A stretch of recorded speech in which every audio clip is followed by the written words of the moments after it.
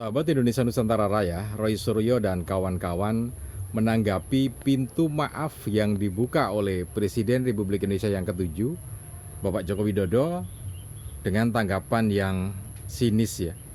Jadi buat apa? Ya intinya gini, pintu maaf itu dipertanyakan karena jerat hukumnya masih mencekram atau mencekik leher gitu ya. Kan mestinya kalau menurut mereka, mestinya kalau pintu maaf dibuka kan kasus hukumnya juga selesai kan begitu.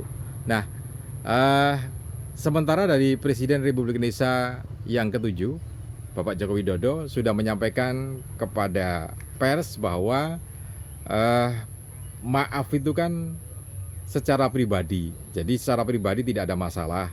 Tapi kasus hukum atau proses hukum itu akan tetap berjalan. Nah, ini nampaknya isu ijazah Presiden Republik Indonesia yang ketujuh ini masih akan belum berakhir ya, karena masih akan panjang, karena jalan restoratif justice nampaknya masih belum terlihat ada tanda-tandanya, karena baik dari Presiden Republik Indonesia yang ketujuh Bapak Joko Widodo, kemudian juga Roy Suryo dan kawan-kawan, ini masih belum ada titik temu, masih tambah panas gitu ya. Ini berbeda dengan Bang Egy Sujana beberapa waktu yang lalu dengan Pak Damai Hadi Lubis yang kemudian datang ke Solo, kemudian di sana meskipun dilabeli tidak ada minta maaf, maaf no way, itu masih dilabeli oleh Bang Egy Sujana, tapi hasil akhirnya bahwa Bang Egy Sujana mengantongi SP3, mendapatkan SP3, surat penghentian penyidikan, sehingga Bang Egy Sujana dan Pak Damai Hadi Lubis ini bisa terbebas dari jerat hukum atau pidana ini ya. Nah, oke, nanti akan kita buka seperti apa data-data yang berikutnya. Nah, untuk Anda yang baru saja bergabung, jangan lupa tekan tombol subscribe-nya terlebih dahulu. Kemudian tekan tombol loncengnya supaya nanti kalau kita update terbaru video, maka Anda akan mendapatkan notifikasi yang pertama kalinya ya. Kemudian juga jangan lupa tekan tombol like dan juga share video ini ke teman-teman Anda. Siapa tahu teman-teman Anda juga sama ya, sedang membutuhkan informasi atau menunggu-nunggu informasi ini. Baik, kita lanjut lagi ya. Jadi ini nampaknya memang masih belum ada titik temu antara Presiden Republik Indonesia yang ketujuh Joko Widodo dan Roy Suryo dan kawan-kawan. Kita kilas balik sebentar ya. Jadi Bapak Joko Widodo ini kan sebetulnya kalau kita melihat ya, dari awal permintaan maaf ataupun pintu maaf itu selalu terbuka gitu.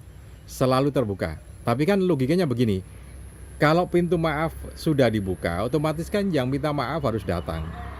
Kan begitu ya. Karena ini sudah masuk ranah hukum, jadi tidak bisa ya sudah dimaafkan, dari dulu sudah dimaafkan, kan tidak bisa seperti itu, karena memang sudah ada proses administrasi secara hukum. Jadi harus clear. Sementara kalau kasusnya Bang Egy Sujana dan Pak Damai Hadi Lubis kan sudah jelas clear ya. Jadi beliau berdua, Pak Damai Hadi Lubis, kemudian Bang Egy Sujana datang ke Solo bertemu Presiden Republik Indonesia yang ketujuh Pak Joko Widodo. Meskipun di situ tetap dikatakan minta maaf no way gitu ya. Justru ya seperti yang sudah saya buatkan di studinya ini ya, di video ini. Nah, sudah cukup banyak waktu itu yang sudah kita ulas. Nah, tapi dari sini kita bisa melihat bahwa memang jalan yang ditempuh oleh Bapak Joko Widodo, Presiden Republik Indonesia yang ketujuh, kemudian Roy Suryo dan kawan-kawan ini berbeda, sehingga tidak bisa menemukan titik temu untuk restoratif justice ya. Oke, kita lihat begini, proses dari hukum masih terus berjalan. Hal ini terbukti bahwa Bapak Joko Widodo kemarin atau beberapa waktu yang lalu sempat diminta datang ke Polresta Solo ya, untuk pemeriksaan lebih lanjut kasus yang ada di Polda Metro Jaya itu. Nah, ini menunjukkan bahwa proses hukum masih terus berlanjut seperti yang disampaikan oleh Bapak Joko Widodo. Proses hukum masih berlanjut gitu loh, masih berlanjut. Buktinya diperiksakan begitu. Nah, dari Roy Suryo sendiri yang sempat menyampaikan bahwa 99,99% ijazah Joko Widodo Presiden Republik Indonesia yang ketujuh itu adalah palsu. Mengambil langkah-langkah yang juga kalau masyarakat awam melihatnya ini agak anomali gitu ya. Agak anomali kenapa? Roy Suryo dan kawan-kawan itu mengatakan dan sangat yakin bahwa 99,99% itu ijazah Jokowi palsu gitu ya. Dan itu nanti akan masuk pengadilan untuk diuji. Benarkah seperti itu kan begitu? Benarkah pendapat Roy Suryo bahwa ijazah itu palsu kan begitu? Dengan keyakinan yang begitu tinggi. Nah, tapi di sisi lain ya, dengan keyakinan yang begitu tinggi, tapi di sisi lain Roy Suryo melipir hukum. Jadi melipir hukum itu tidak frontal langsung seperti genderang perang masuk ke meja hijau atau masuk ke pengadilan dengan PD gitu ya. Tapi melipir hukum dengan safari justice atau tur hukum ke DPR, kemudian ke Mahkamah Konstitusi, kemudian juga ke Irwasum. Nah, ke Mahkamah Konstitusi itu kan melakukan uji material atau judicial review tentang pasal-pasal yang dikenakan ke Roy Suryo itu. Kan ada 4 pasal yang cukup berat sebetulnya kalau nanti misalkan di pengadilan ternyata apa yang dituduhkan oleh Roy Suryo tidak benar, maka hukumannya sangat-sangat dalam, sangat-sangat lama gitu ya. Nah, uji material dari pasal-pasal yang dikenakan itu dari Undang-Undang ITE yang dikenakan ke Roy Suryo dan kawan-kawan itu ya. Nah, diuji di situ. Ini kan juga butuh proses. Diuji di situ karena kalau kemarin di pengadilan Mahkamah Konstitusi itu butuh waktu 14 hari untuk menyempurnakan tuntutan judicial review-nya itu. Jadi masih belum bisa dilanjutkan karena harus disempurnakan. Tuntutannya harus disempurnakan supaya nanti judicial review itu bisa didengarkan oleh panel dari hakim Mahkamah Konstitusi. Nah, itu butuh 14 hari. Artinya setengah bulan lagi baru disidangkan lagi apakah memang sudah betul materinya itu yang dituntut itu, kalau sudah betul dilanjutkan gitu ya. Nah, masih panjang. Sementara proses hukumnya masih terus berlanjut ya. Nah, itu yang saya maksud dengan melipir hukum. Jadi minggir, tidak frontal langsung di pembuktian di pengadilan bahwa memang ijazah Joko Widodo itu palsu, itu tidak seperti itu, tapi melipir hukum ya. Nah, ini yang saya sebutkan anomali. Kemudian yang berikutnya berkirim surat ke Irwasum. Jadi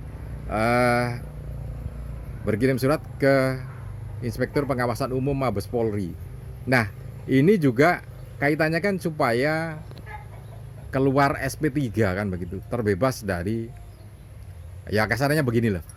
Ini kan berarti pengennya bebas dari jeratan hukum tapi tidak perlu minta maaf ke Bapak Joko Widodo kan gitu.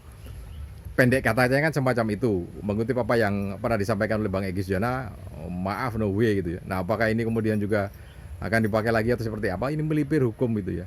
Sementara kalau kita lihat dari komentar-komentar di pakar hukum kepolisian ini menyampaikan bahwa Irwasum Polri atau Irwasum Mabes Polri itu tidak punya kewenangan untuk melakukan atau mengeluarkan atau mengintervensi penyidikan. Jadi Irwasum ini tidak bisa melakukan intervensi terhadap penyidikan di Polda Metro Jaya. Artinya ini kan salah alamat gitu ya. Karena ya percuma saja. Karena yang sebetulnya mengeluarkan surat penghentian penyidikan atau SP3 itu ya penyidiknya. Di mana ya? Di Polda Metro Jaya, bukan di Mabes Polri. Nah, ini yang agak sedikit anomali kan begitu, karena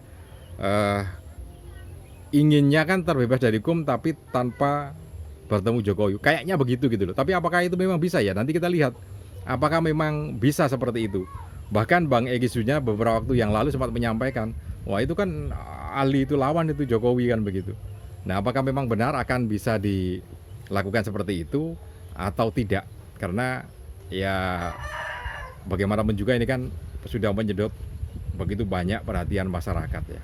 Oke, jadi melihat dari beberapa catatan yang sudah ada, kalau Pak Jokowi nampaknya kalau saya pendapat pribadi loh ini, pendapat pribadi, kalau misalkan Roy Suryo itu datang dan kawan-kawannya datang ke Solo gitu minta maaf, mungkin ya akan dimaafkan, akan berbeda lagi ya kasusnya. Ya mudah-mudahan nanti seperti apa, itu sih pendapat pribadi. Oke, mudah-mudahan ini bisa bermanfaat untuk kita semua. Salam dan sukses selalu.